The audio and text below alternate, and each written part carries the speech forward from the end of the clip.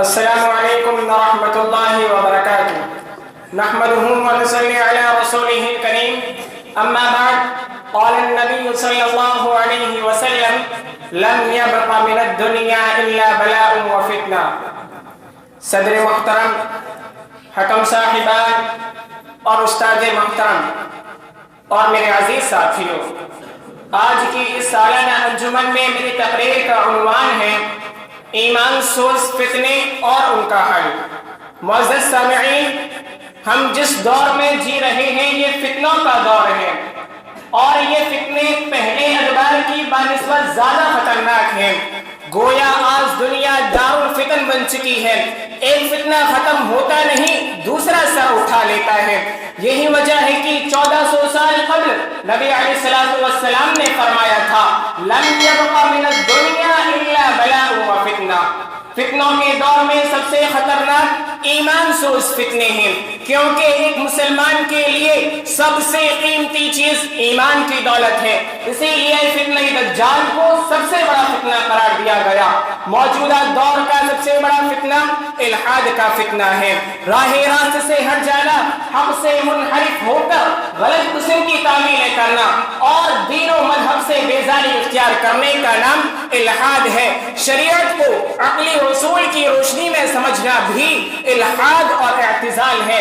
فتنہ الحاد کا لازمی نتیجہ حلال و حرام کا فرق ختم کر کے اپنی مرضی اور خواہش پرستی کی زندگی جینا ہے، اور ایسے لوگوں کے متعلق اللہ رب العالمین فرماتا ہے افمن زین له سوء عمله فرآه حسنا۔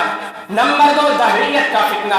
موجودہ دور میں کچھ نہ سمجھ لوگ اپنے مالک حقیقی کے متعلق شک کرتے ہیں، جیسا کہ سابقہ قومیں کیا کرتی تھی، جس کا ثبوت قرآن مجید میں موجود ہے۔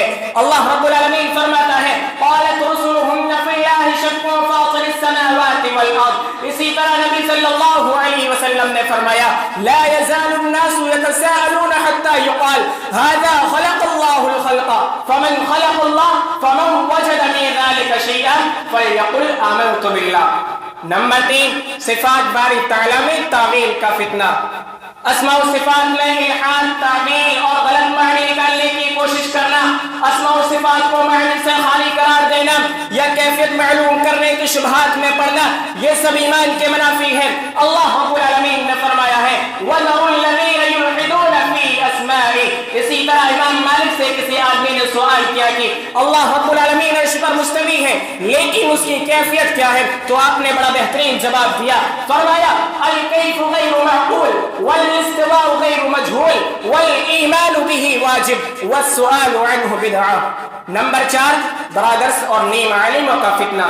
ہر روز کوئی نہ کوئی اسکالر، پروفیسر اٹھ کر احکام اسلام اور عقائد کو تختہ مشق بنائے ہوئے ہیں، لوگوں کو اپنی طرف مائل کرنے کے لیے طرح طرح کے حربے استعمال کرتے ہیں۔ ٹی وی کی روشنی سے لے کر موبائل کی اسکرین تک، کتابوں کی تحریر سے لے کر منبر و محراب کی تقریر تک پوری کوشش کرتے ہیں شریعت کا علم غلط ویب سائٹ اور صرف کتابوں سے حاصل کر کے اپنے آپ کو مفکر دین اور مجدد اسلام تصور کرتے ہیں۔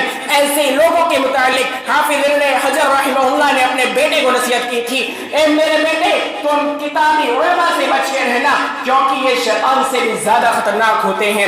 معزز سامعین، اسی طرح عقیدہ آخرت پر شیطانی وسوسے کا فتنہ۔